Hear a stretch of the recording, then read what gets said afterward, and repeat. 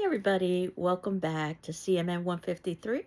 And this is for our class for Thursday, the 31st, where we are talking about newspapers and magazines. And in fact, I remember the earlier editions of this textbook had separated newspapers and magazines into two separate chapters.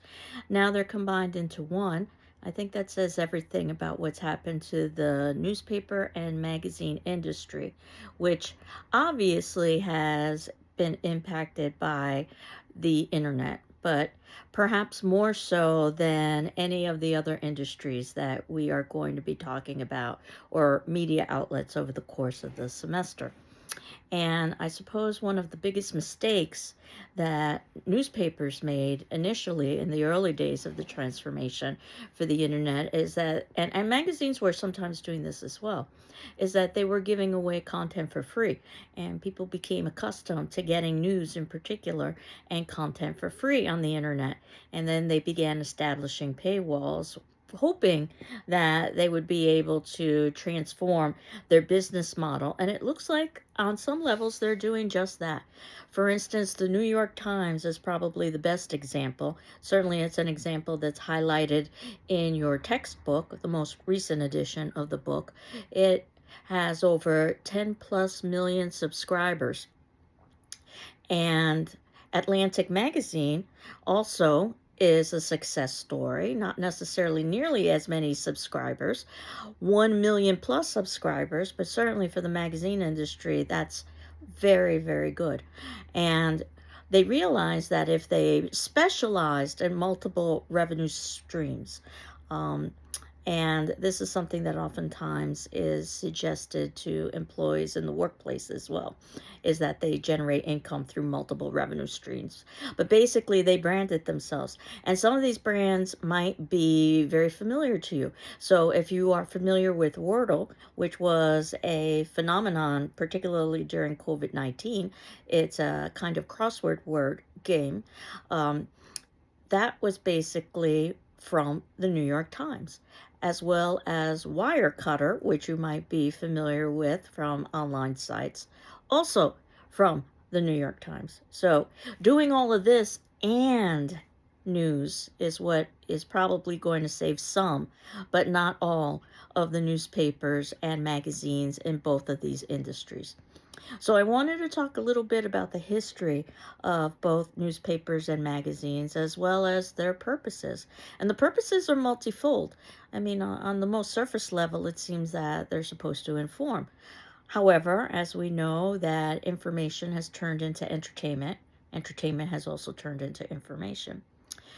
The documentation of historical events, which perhaps is less important now with the internet, but I do remember, for instance, as recently as the Obama election, where people were snatching up newspapers for the headlines about the first black president being inaugurated in the United States. So it's a memento, it's a keepsake, and it might have some monetary or at the very least historical value.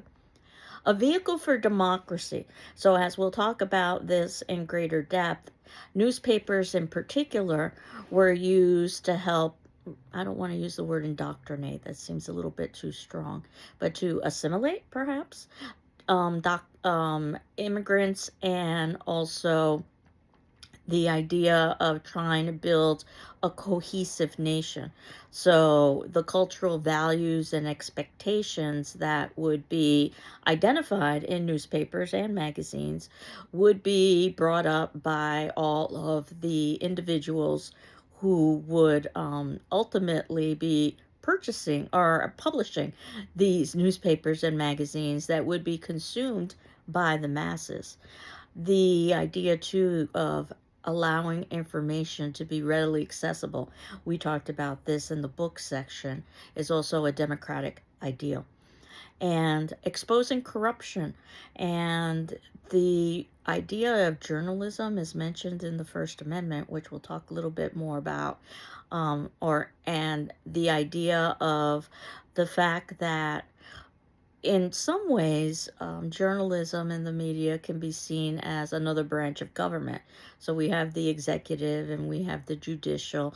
I remember back to the days of Watergate. Granted, I was very young. This would have been um, quite the scandal at the time with President Nixon wiretapping the Democratic offices, Nixon being a Republican, and it happened at the Watergate Hotel, so it was the scandal at the time was labeled Watergate. It's almost hard to believe that it would have been such a scandal considering everything that has occurred since then in the political realm.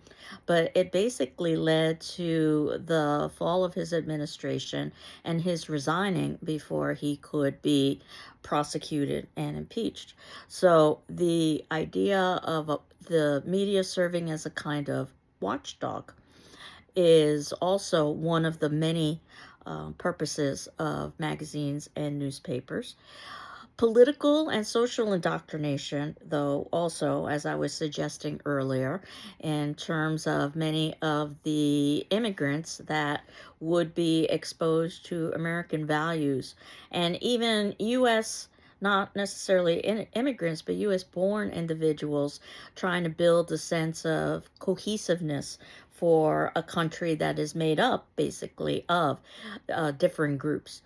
And unfortunately, as we know with journalism and what we've seen with newspapers and magazines, sensationalism, which occurred in the very early days of newspapers. This is where the term yellow journalism comes from. It was actually from a comic strip called The Yellow Kid, where two major newspapers were fighting over rights for it. And of course, we live in the world of cable news, social media, blogging, podcasting, and that has completely changed the expectations, I suppose, of journalistic investigative reporting. And this is tied into the history, perhaps, of newspapers, which began in BC times with news sheets in Rome and town criers, and ultimately led for the United States colonial newspapers. Of course, the 1800s and the Industrial Revolution, which was so important for media, led to mass media services and distribution. And the Associated Press, which I think I had mentioned earlier, that when I can, I try to find my information from the Associated Press because I found it to be the most neutral of news organizations, which is becoming increasingly difficult to find. It started as a wire service. It was the first major wire service, 1846, of 6 New York newspapers. They were basically pooling their resources together, and they transmitted information through the telegraph, through radio waves, and ultimately now through digital transmissions. And oftentimes, what you'll see as the newspaper and magazine industry has experienced some rather deep cuts, that they will use AP articles rather than having to rely on their own reporting staff, which is more cost effective. Magazines and their history, the paper obviously is one of the biggest differences between the two, as well as the actual packaging. It's higher quality paper than newsprint, which is basically meant to be very impermanent. It's non daily, which means you can put more resources into its production. And in 1740s France, these are the early days of magazine, which meant storehouse. So this would be a storehouse of information and documentation. Developed slowly in colonial America, they were more expensive, obviously, and usually those who had privilege and money were the ones who focused on being able to access magazines. Politicians, the educated, merchants. And initially, magazines were text driven, but really what changed the game for magazines is that they could be visually driven. And of course, their ability to use photographs in a much higher quality way than what you would see in a newspaper. I've oftentimes likened the internet, or I'm sorry, the magazine to a kind of pre-internet, in that magazines not only relied on visuals, but they oftentimes began focusing on specific demographic groups, which is what the internet pretty much does. Again, the 1800s Industrial Revolution changed the game for mass media, and that includes magazines, and leading to things like photojournalism, where a photo could document life and historical events. So if you've ever heard the old cliche that a photo is 1,000 words, then perhaps you understand that.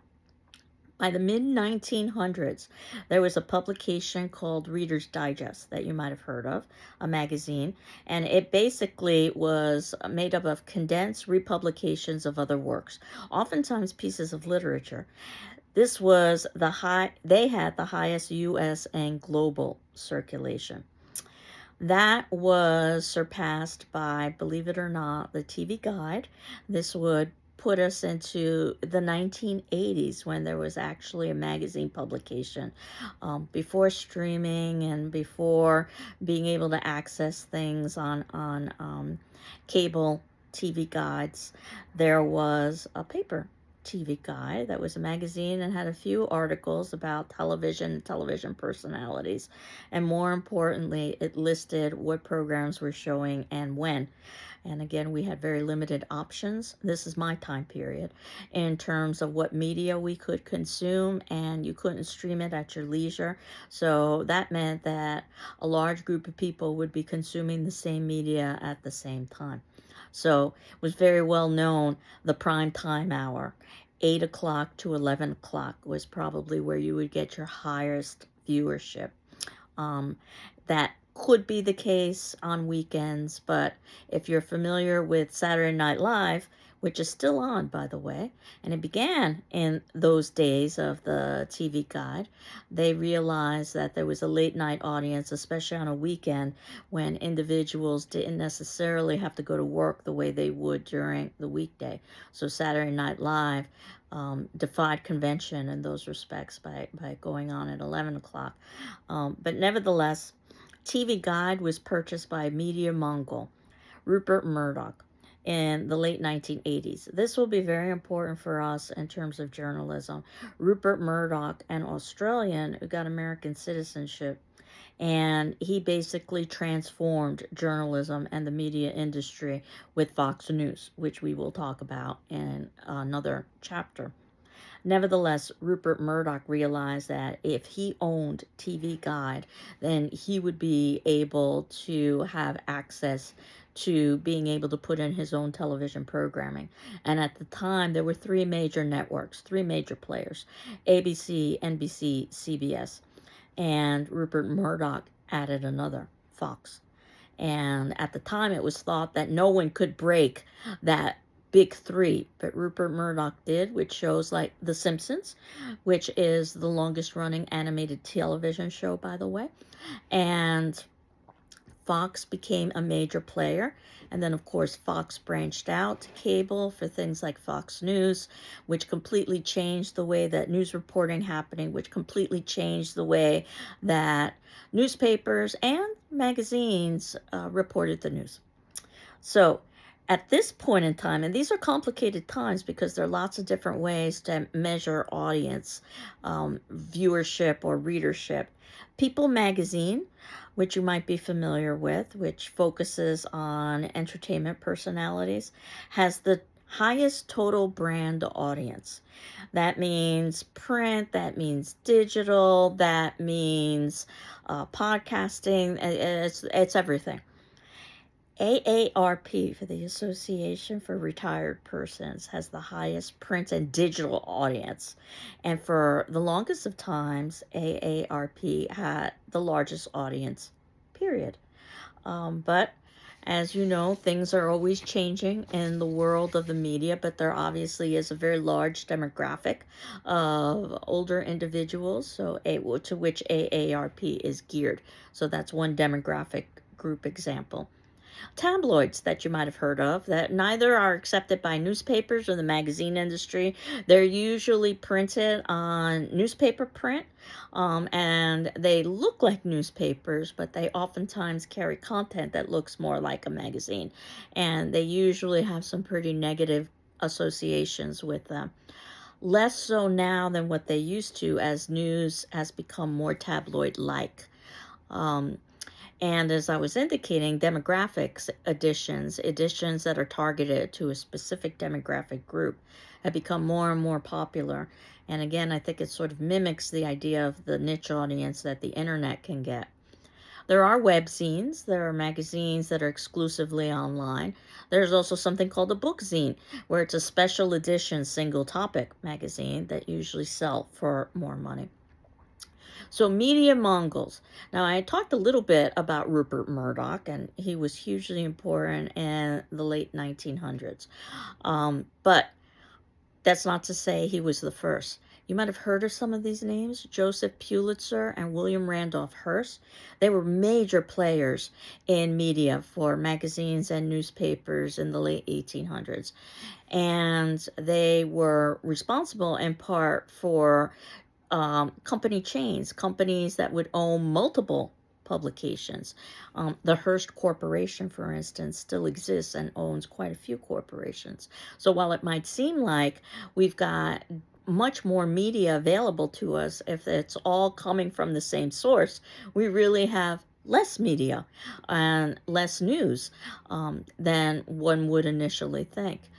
If you are familiar with the film Citizen Kane, and we are going to be talking about Citizen Kane when we get to the film section, it's considered by many to be the best film ever made.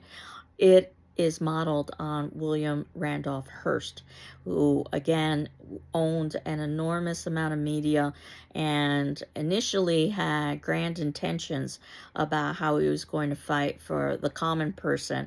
And we see his dissent and corruption both in Citizen Kane, but also in his real life story as he becomes more and more enamored with power. And he even tried a political run unsuccessfully. So the question of what gets into a newspaper, and you'll see, or a magazine, and we'll see this with Hearst and also with Pulitzer, that it wasn't necessarily what was the most newsworthy, but what would be the most profitable. But sometimes those are the same and sometimes they're different. Timeliness, something that's happening in the now. Proximity, something that's happening nearby to us. Conflict. And as you know, the media still loves to give us stories about conflict. Some person or thing of prominence or importance. Human interest stories, so that we could feel some sort of a personal connection. Things of consequence, which is related perhaps to prominence, but not necessarily. Something can be prominent and popular, but not necessarily consequential or important. Usefulness, novelty, and deviance are just some of the things that oftentimes will appeal to readers and to viewers. Now, as I indicated earlier, that journalism is the only media practice in business specifically mentioned and protected by the U.S. Constitution. And initially, the early days of magazines and newspapers were about the story driving the information, dramatizing important events. And then there was a movement, and this would be part of my time period, where it was supposed to be objectively driven, though objectivity is an impossibility for anyone. We all have our biases, and that means that institutions have biases as well. And that means that artificial intelligence has biases as well, because it's programmed by the information from humans who have basically biases. But at the time, this would be the 1980s or so, the New York Times was considered to be the newspaper of record, that this was the newspaper to get the facts and just the facts. You might have heard of the 5 W's of journalism. Certainly, I had mentioned them in terms of possibilities for your final project, answering the questions of who, what, when, where, and why. And sometimes you would add how, which doesn't start with the W. Investigative journalism, the idea that journalism can serve as a watchdog, goes all the way back to the 1800s. There was a reporter, Nellie Bly, female, who reported on mental institution abuses by actually having herself entered into a mental institution. I had mentioned the Watergate scandal of the 1970s, which was basically broken by the Washington Post. It was reporters who basically saw corruption within the government and reported on it that led to political dissent of the presidency. There is interpretive journalism, where you've got a kind of historical or social context. In other words, that you're not just trying to be unbiased, which is an impossibility, but you're also trying to analyze and set the stage for why these things occurred. There's literary journalism, where you're using literary story techniques. Now, USA Today, which I believe is still a publication, it was a newspaper that really helped to redefine the formatting and the packaging of newspapers. They realized the importance of television, and they relied on visuals. And in fact, in their early days, there would be newspaper kiosks, where the kiosks, if you were going to get the newspaper, you would deposit in some change, and then you could open the kiosk and you could take a paper. The kiosks looked like television sets from the time, which at the time were big pieces of furniture. So they were able to be mimicked in a kiosk. So they really understood how television was going to change the game. Um, and when you think about most national news, it's probably conflict oriented. And if you think about local news, it's probably more consensus oriented. Though local news in particular has suffered a great deal with the internet transformation, with a lot of local papers changing. That said, satirical news, this would be a time when I was teaching this particular class. In 2009, hard to believe how much time goes by, fake news was considered to be real news. At the time, Jon Stewart, a comedian you might be aware of, had a television show called The Daily Show. It was actually where Stephen Colbert became famous.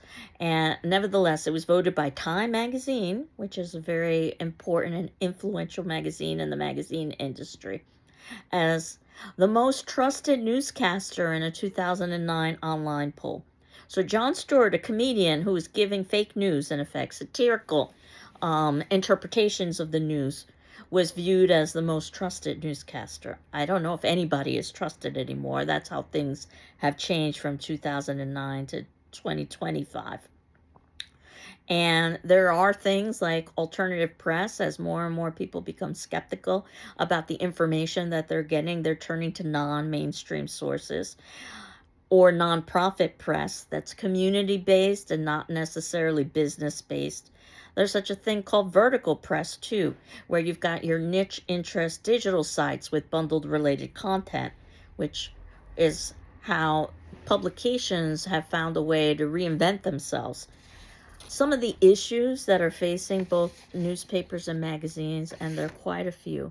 Um, think about the ethnocentrism associated with American storytelling, and the idea that America is central in the storytelling, that American perspectives, American beliefs, and American politics are viewed as preferable or somehow superior, which is what ethnocentrism is thinking that one's culture is central and more important than others.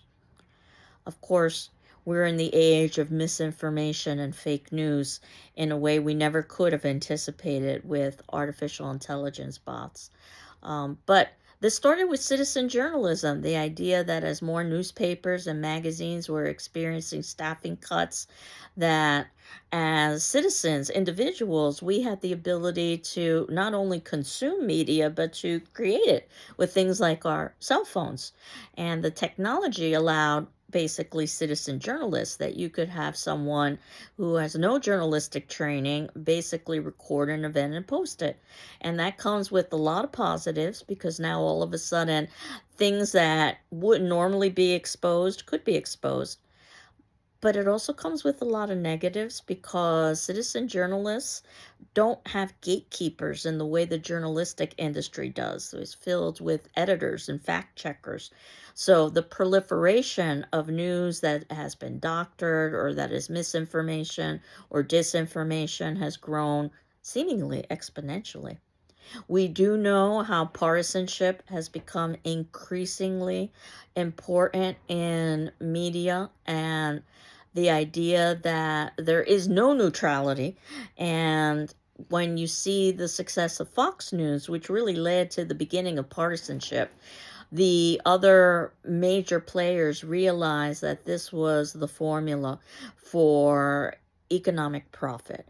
And it doesn't matter what your political party is, whether you're Republican or Democrat, whether you're liberal or you're conservative, find your niche, report from that viewpoint, and you will get audience members, and that means you can sell advertising dollars. So there oftentimes isn't even an attempt to try to be non-biased. There's a lot of ethical issues associated with television and magazines and media in general. And these vehicles tend to determine our cultural agenda. What is important is usually what's discussed in the media, or the media makes the decision of what is important by discussing it. And that might not necessarily be what is truly important. And there is, particularly for local communities, such a thing as a news desert, communities with no reliable news sources because a lot of locals have closed. So I have a video that I wanted you to see. It's approximately 13 minutes long. This is in the 9th section of the notes below. And it is how hedge funds took over America's newspapers. So this gives you an idea of the transformation of the business model of newspapers. And this is also somewhat applicable to magazines as well. And after you've seen that video for your attendance question, and this is a quote from our textbook from the most recent edition, and the quote is, quote, "While many readers shifted from print to digital formats, and then interestingly to mobile, many others fell away from those publications entirely. And many young readers never took up the habit of reading them in the first place." Unquote, page 257. This is in direct relation to magazines and newspapers. That unlike books, it seems that magazines and newspapers, while they have reinvented themselves, they haven't reinvented themselves to the point where they have the audience members that they used to have. And in fact, there's a whole generation that's completely not consuming this media in any kind of format, whether it be in paper or digital. So, my question to you is, again, a question that doesn't necessarily have a correct answer. I'm more interested in your reasoning. Why do you think this is the case? And you might want to reflect on your own experiences with newspapers and magazines, if you ever consume them. And if so, do you still consume them? And if so, in what format? And this will be due Saturday, the 2nd of August. But of course, you can always ask me for an extension if you need additional time. And as you know, you're not required to respond to your classmates, but you are encouraged to respond to your classmates, much like you would respond to someone in class if they made a comment. And that means that if you were to read all of the comments that people have made and some of the responses that some of your classmates might have made and all of my responses, because I will respond to all the comments, you'll get a good idea perhaps of what we might have talked about in a class discussion. So that will do it for today. We will continue on next week talking about things like final projects. This weekend, I will be returning your journals to you, and we will basically have a regular submission and exchange of journals over the course of the semester. So I hope you're doing well. I'm doing well, and we will continue on next week, which puts us into August, believe it or not. Take care. Bye-bye.